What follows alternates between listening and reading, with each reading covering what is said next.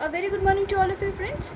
Now today we are going to study about the life history of silk moth that we have already written in our classroom copies. Now I have already given you some notes based on the life history of silk moth. Okay, we have also done some notes based on the processing of silk from the raw silk or fiber, silk fiber. So you know that the life cycle of silk moth or the silkworm consists of 4 stages. That is the adult moth. So this is the female, this is the male. The female lays number of eggs on the mulberry leaves. The larvae comes out after 5-6 days and then it starts eating the mulberry leaves vigorously. Okay, and after 5 to 6 weeks it starts spinning a cocoon ball like structure around its body, and after that the pupa develops into the adult once again. Okay, so it takes about you can say about 7 to 8 weeks. That means this is the life cycle of silk moth or the silkworm. Now we have also studied about the processing of silk, that means from cocoon how silk is obtained. Okay, there are some steps, you have already done some steps. Now once again I would like to you can say revise these steps by the help of some diagrams. Now you know this silk moth, they lay number of eggs on the mulberry leaves. Now it is something of this sort, like this is the silk moth and it lays number of eggs on the mulberry leaves. Okay, this is the female silk moth, and these are the caterpillars which comes out or hatch from the eggs after few days. Okay, and they vigorously start eating the mulberry leaves and then they make a bag like structure. This is called cocoon.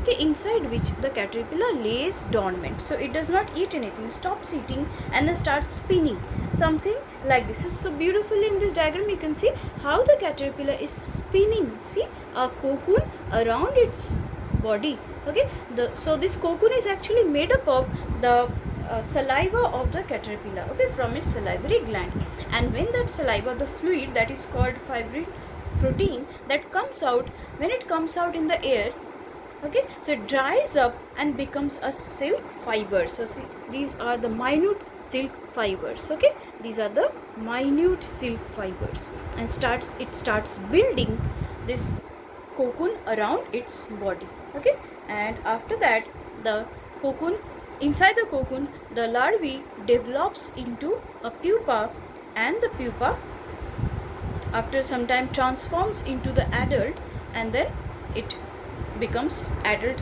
male or female silk moth. Okay, so this is the life cycle.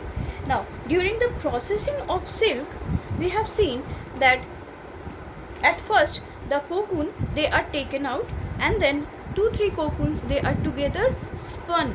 Okay, that means they are together, they are spun and then yarns are made from them. Okay, before that the cocoon are actually dipped in hot water or they are kept in the sun. Okay, so that the larvae inside them that is destroyed and the silken thread can be easily spun into yarns, and these yarns are then dyed, that means dyed, dyed, colored, and they are made into certain fabrics. Okay, so very quickly I am going to read out the different steps that you have already written, but this is just to clear your concept. Okay, so very quickly I will read. The eggs of the silk moth are stored carefully on stripes of cloth or paper. That means the eggs, they are, let me show you by the help of diagram how these eggs are kept. Okay, they are carefully stored on the stripes of cloth or paper, and then they are kept under proper temperature and humidity. Now the caterpillars, they are kept in bamboo trays and fed with freshly chopped mulberry leaves. See, these are the bamboo trays on which they are kept, and see the caterpillar, they are fed with mulberry leaves, and after some time the caterpillar, they start spinning the cocoon around its body, and in this way very nicely they are arranged in the bamboo trays. Okay, so these are the cocoons. Okay, they are very nicely arranged, and after that the cocoons are taken by the farmers. So The outer, step number 6, the outer cocoon are stored or separated according to their color, shape, texture and size, etc. These sorted cocoons, only certain separated cocoons, sorted cocoons are kept in the sun and immersed in boiling water or exposed to steam, okay, in order to kill the insect inside. The silk fibers are then separated out. So it is actually in the form of a fiber, that means a long thread. So they are unwound, okay, unwound. So the cocoons are then immersed in hot and cold water to make them soft. So once they are immersed in hot water, then again in cold water, again in hot water, again in cold water. So in this way, the sticky substance that binds the thread, that dissolves and the thread becomes separated. Then the silk fiber or filament are separated from the cocoon. Then the fibers are unwound from the cocoon by a process called reeling silk. Just as we have done in case of, you can say, wool, that is called reeling, okay. So something like this. This is also in this way they are reeled into yarns. So these are actually yarns, these are yarns, okay.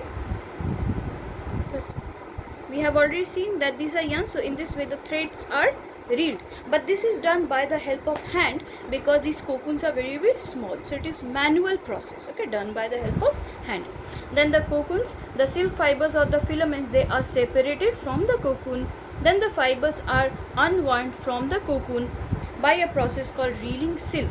So during reeling silk, the fiber is actually made into yarn. Then they are dyed into various colors of choice, and then they are weaved, like we have seen the power loom or hand loom. So in that way they are weaved to make saris or different types of clothing materials, shawls or such type of costly, you can say, dressing materials out of silk, okay. So in today's video I have just discussed about whatever we have done in our previous summary or the notes, okay. So you are going to get some assignments. Please try to do those assignments in your classwork copy and learn the note that has been given to you. Thank you so much for watching this video.